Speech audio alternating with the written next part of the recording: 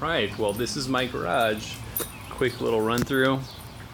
I started with a bare garage. Everything was completely unfinished. So you can see I insulated, well, you can't see I insulated. I put insulation in and drywalled it, painted it blue, white on top. I didn't worry too much about the way it looked, just that it's semi-finished. It's clearly I didn't do anything with the tape that was there. First thing I built was my workbench. I mainly use this for electronic type stuff. I'm into quadcopters or drones, whatever you may call it. So I mainly do that right in this area with my light. I need to improve. That's gonna be my next thing, is improve the lighting in here. It's kind of cruddy, but I categorized everything in here by kind of section.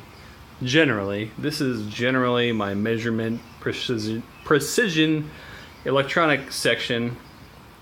Over here is my plumbing. Got the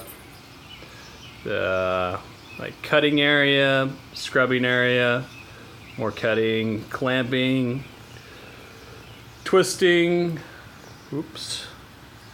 pinching or whatever. And then I have my plumbing over there. In that box I keep every single one of my paperwork of the tools I buy. I've got several tools, pretty much everything you need for a shop. Welder, I haven't tried the welder yet. Really excited to try that. Got that for Christmas. It's springtime, I haven't used it yet, but whatever. Got the peg wall, which is extremely useful. I remember growing up seeing my grandpa. It was a farmer. He had a giant shop, and the entire one of the entire sides of the wall was pegboard, and he had a Sharpie outline of all the tools, and I was just incredibly fascinated by that growing up. Thought it was really cool because it's so practical. Up here is where I keep all my scrap wood.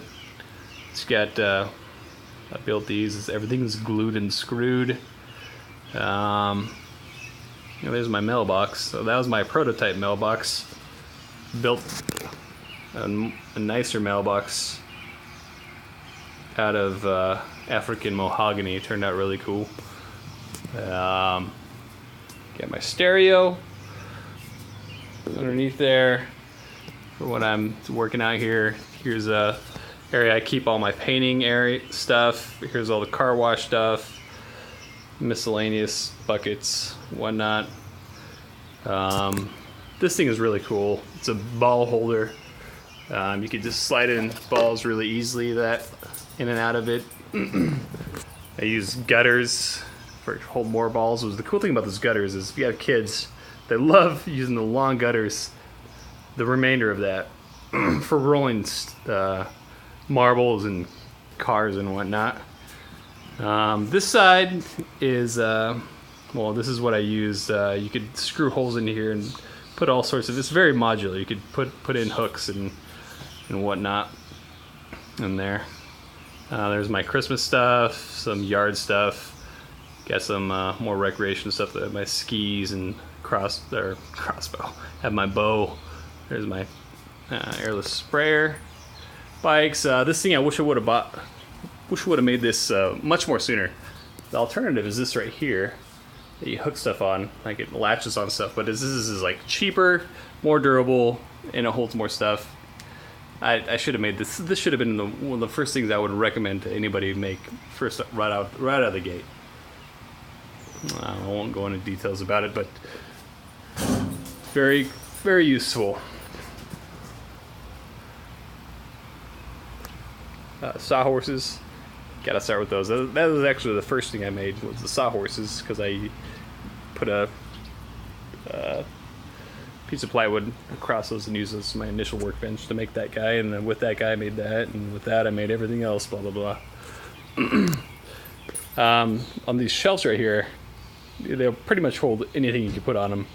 I wish I didn't build that thing. It's a mitering shelf, which you could raise up flush if you wanted it to, but the idea is you could put boards on there and not have to worry about supporting them, but it wasn't worth the effort and everything because I finished my entire basement myself.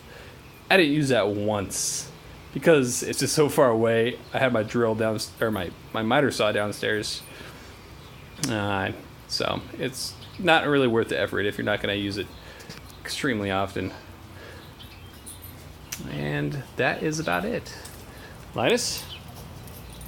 One thing I do, I'm going to update is probably some shelves on the ceiling to increase the capacity here. All right.